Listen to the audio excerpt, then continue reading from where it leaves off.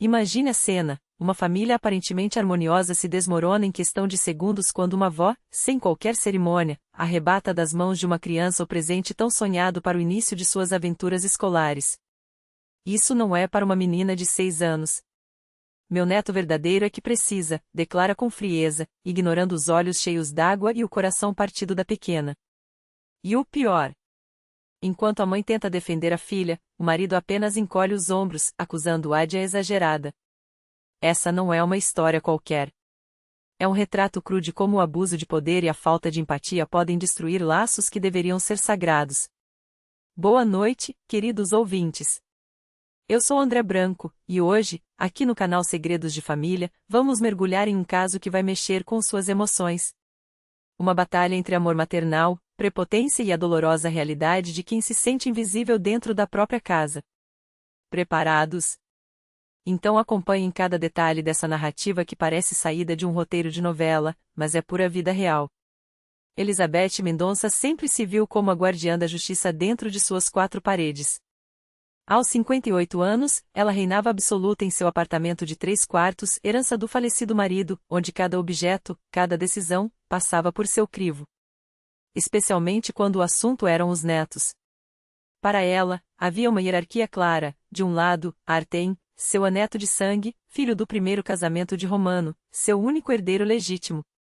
Do outro, Maria, a filha de 6 anos de Kira, sua nora, fruto de um relacionamento anterior.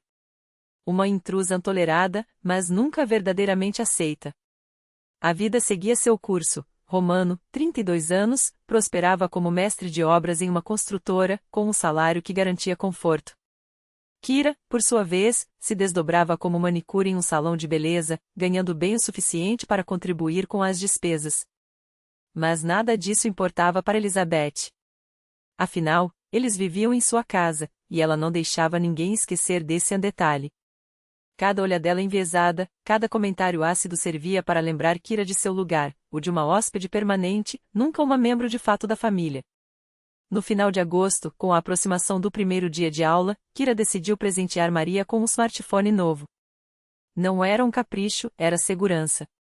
Uma maneira de estar sempre por perto, mesmo à distância, em meio aos corredores desconhecidos da escola, aos coleguinhas estranhos, aos professores ainda sem rosto. Agora a mamãe pode ligar se você precisar, explicava, enquanto a menina, radiante, apertava contra o peito o aparelho rosa com capa brilhante, como se fosse um tesouro. Romano, indiferente, apenas resmungou algo sobre crianças e tecnologia cedo demais. Elizabeth, porém, guardou silêncio, mas seus olhos traíram uma sombra de desdém. O grande dia chegou. Maria voltou para casa eufórica. A professora era gentil, os amigos, divertidos, e, melhor de tudo, havia até uma prateleira na sala para carregar os celulares. Só podemos usar no recreio, mamãe, contava, agitando o telefone como um troféu. Kira sorria, aliviada. Romano, imerso em seu tablet, mal levantou os olhos. Elizabeth, enquanto secava as louças, observava tudo com um sorriso gelado. Aquela cena a incomodava mais do que estava disposta a admitir. No dia seguinte, o pesadelo se instalou. Maria sentou-se à mesa da cozinha para fazer a lição de casa, com o celular ao lado dos cadernos. Sem aviso, Elizabeth avançou, arrancando o aparelho de suas mãos. Vovó, por que a senhora pegou meu telefone? Perguntou a menina, confusa. A resposta veio seca: criança de 6 anos não precisa disso. Meu neto é que vai usar. Artem, seu favorito, precisavam de um novo. E ponto final. Maria tentou argumentar, as lágrimas escorrendo, mas foi a mamãe que comprou para mim. Elizabeth foi implacável: nada aqui é seu. Você mora na minha casa por caridade, então não venha reclamar. Kira, que chegará da rua a tempo de ouvir o desfecho, sentiu o sangue ferver. Devolva o telefone agora, exigiu, a voz trêmula de raiva. O que a senhora acha que está fazendo? A resposta foi um sorriso de superioridade: faça o que quiser, na minha casa. Você é ninguém aqui. Aceite isso. Maria, entre soluços, repetia: é meu, vovó. Não é justo. Mas para Elizabeth, justiça era um conceito flexível, e ela sempre o moldava a seu favor. foi quando Romano chegou. Ao ver a cena, limitou-se a um suspiro cansado. O que está acontecendo? Perguntou, já pressentindo a tempestade. Kira explicou, ávida por apoio, sua mãe roubou o celular da Maria para dar ao Artem. Diga a ela que isso é inaceitável. Romano hesitou. Olhou para a mãe, depois para a esposa, como se pesasse as palavras. Mãe, será que não é cedo demais para um telefone desses? Arriscou, em um tom que já era uma sentença. Kira não acreditava no que ouvia. Cedo? Romano, ela tirou algo que eu comprei para minha filha. Ele se irritou, para de gritar. Minha mãe só quer o melhor. E o Artem precisa mesmo de um celular novo. A gente compra outro mais simples para Maria. Kira o encarou, horrorizada. Você está brincando? Sua mãe humilha minha filha, e você a defende? Não comece com drama, retrucou ele, impaciente. O Artem é meu filho. Por que você faz tanto escândalo? Foi então que Kira entendeu, não havia batalha a ser ganha. Para Romano, a lealdade à mãe sempre viria antes, mesmo que isso significasse ignorar o choro de uma criança inocente.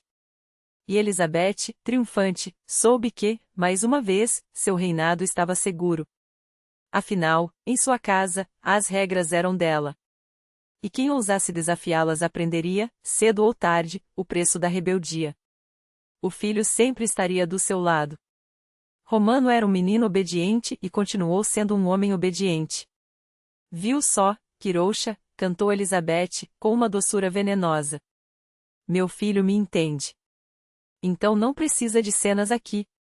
O telefone fica comigo, e eu o darei ao Artem quando ele vier no fim de semana. Masha, sentada em silêncio à mesa, olhava alternadamente para a mãe e para o padrasto, sem compreender por que adultos transformavam algo tão simples em uma batalha. O telefone era dela, comprado pela própria mãe. Mas, de algum modo, todos decidiam por ela.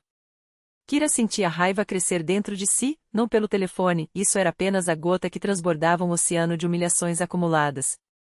Os comentários cortantes da sogra, o desprezo velado por Masha, a cumplicidade covarde do marido. Tudo isso apodrecia há meses. Bem, disse ela, de repente, com uma calma que assustou até a si mesma. Fiquem com o telefone. Romano e Elizabeth trocaram um olhar incrédulo. Esperavam gritos, lágrimas, uma briga épica. Mas Kira, pela primeira vez, desistiu de lutar. Masha, arrume suas coisas, acrescentou, com uma firmeza que não admitia réplicas. Nós vamos embora. Para onde? Franziu Elizabeth, com um tom de superioridade que já não intimidava mais. Para a casa da minha mãe, respondeu Kira, seca. Lá, pelo menos, respeitam minha filha e não roubam seus presentes. Kira, não exagera, interrompeu Romano, com um pânico mal disfarçado. Onde vais? Nós somos uma família. Que família? Riu Kira, amarga. Uma família onde chamam minha filha de o estranham e lhe tiram o que é dela. Onde o marido escolhe a mãe em vez da esposa e da enteada. Não, obrigada. Tomou Masha pela mão e levou-a para o quarto. A menina seguiu, confusa, mas sentindo no ar que aquele lugar já não era seguro. Kira, para, gritou Romano, como se só então percebesse a gravidade do que acontecia. Não faças loucuras. Mas ela já não ouvia. Meia hora depois, saíram do apartamento com 2 malas. Elizabeth, plantada no corredor, ainda segurava o telefone como um troféu, mas seu triunfo soava oco. Vai, então, cuspiu, com um desdém que não conseguia esconder o medo. Vamos ver quanto tempo aguenta sem nós. Romano oscilaria entre a mãe e a porta fechada, paralisado. Acabou ficando, murmurando que Kira se acalmaria e voltaria. Mas, no fundo, sabia, algo se quebrara para sempre. Kira e Masha foram para a casa de Galina Fyodorovna, a mãe de Kira, em um bairro modesto, num apartamento pequeno, mas cheio de um calor que elas não sentiam há tempo. A avó as recebeu de braços abertos, sem perguntas, apenas com a certeza de que algo muito sério havia acontecido. Mãe, podemos ficar um tempo? Pediu Kira, quando Masha adormeceu no sofá, exausta. Claro, filha, respondeu Galina, acariciando-lhe o rosto. O que aconteceu? E Kira contou tudo. A avó ouviu em silêncio, balançando a cabeça, até soltar, firme, fizeste bem em ir embora. Isso não se tolera. E Romano? Kira sorriu, sem alegria. Ele escolheu. Chamou-me de histérica. Defendeu a mãe. No dia seguinte, Romano ligou a cada meia hora, suplicando que voltasse. Kira não atendeu. Elizabeth, por sua vez, estava furiosa. Contava com uma rendição rápida, mas a nora, pela primeira vez, não cedia. Romosha, tens que fazê-la voltar, exigiu. Como ficará nossa reputação? Uma mulher que abandona o lar por causa de um telefone. Mas Romano começava a entender, nunca se tratara do telefone. 3 dias sem Kira foram suficientes para que sentisse falta não só da esposa, mas da risada de Masha, do barulho dos seus passos pela casa. O apartamento parecia um túmulo. Enquanto isso, Kira não perdeu tempo. Encontrou um estúdio em um bom bairro, perto da escola de Masha. Seu salário de manicure não permitia luxos, mas dava para viver com dignidade. Uma semana depois, Romano apareceu na casa de Galina, cabeça baixa. Diga a Kira que percebi meu erro, pediu. Que voltem, eu resolvo tudo com minha mãe. E o telefone de Masha? Cortou Galina, direta. Claro que devolvemos, apressou-se ele. Já falei com ela, ela concordou. Mas Kira já tinha decidido.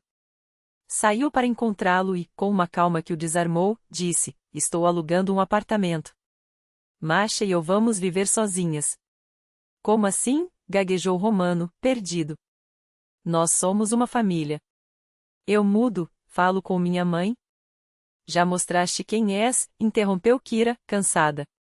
No momento decisivo, escolheste tua mãe, não a tua família. Como confiar em ti depois disso? Ele tentou de tudo, promessas, juramentos, lágrimas. Mas Kira era uma rocha. Talvez esteja errada, confessou a mãe, depois que Romano foi embora. Mas não posso arriscar a paz de Masha. Uma vez ele me traiu. Pode trair de novo. 2 semanas depois, mudarão-se para um novo apartamento. Masha adaptou-se rápido, recuperando uma tranquilidade que não conhecia havia anos. Não tinha mais medo de que lhe tirassem as coisas, nem de ser chamada de uma outra. Romano continuou a insistir, sem sucesso. Elizabeth fingia indiferença, mas envelhecia a olhos vistos. O filho tornará-se amargo, o neto distante. A casa, outrora cheia de vida, era agora um mausoléu de arrependimentos. Até que, uma tarde, depois de mais uma tentativa falha de convencer Kira a voltar, Romano e Elizabeth desabaram, não por surpresa, mas por dor. Artem, que chegará para o fim de semana, viu um novo telefone e perguntou de onde viera. Elizabeth, orgulhosa, contou como a resgataram daquela menina para dar ao verdadeiro neto. Vó, a senhora roubou o telefone da Masha, horrorizou-se o garoto. Como pode? Ai, Artemosha, não exagera, agitou-se a avó. Só peguei uma coisa que ela não precisava, para ti. Isso é roubo, insistiu o neto, firme. Não vou usar coisa roubada. E a Masha é legal. Por que vocês maltratam ela? Artem recusou-se a aceitar o telefone e exigiu que fosse devolvido. Ameaçou contar tudo à mãe. Elizabeth ficou em choque. Não esperava essa reação do neto predileto. Romano, por sua vez, não aguentou. Ver o próprio filho julgar seus atos foi o golpe final. Mãe, está satisfeita? Perguntou, amargo. Por causa da tua ganância, perdi minha família. Romosha, eu só queria o melhor, choramingou Elizabeth. Melhor para quem? Explodiu ele. Para Artem? Ele está recusando teu presente. Para mim? Fiquei sem esposa, sem enteada. O que ganhamos? Naquela noite, choraram os dois. Romano, pela família que destruíra.